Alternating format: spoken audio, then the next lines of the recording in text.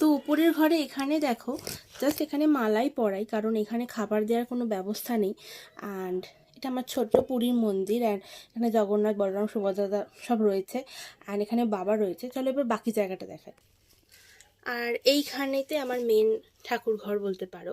তো এখানে আমি ভোগ দিই, কারণ ওখানটাতে স্পেস নেই। তো এখানে আমি এই মূর্তিটা, যেটা আগের বার দেখিয়েছিলাম, অ্যান্ড এটা আমাকে আমার ভাই দিয়েছিল ভাই ফোটাতে, অ্যান্ড এটা আমাদের মূর্তি। আর এই টুকটাক আমরা সব শিরডি থেকে এনেছিলাম। এইটা মা গিফট পেয়েছিল মাদার্স ডেতে।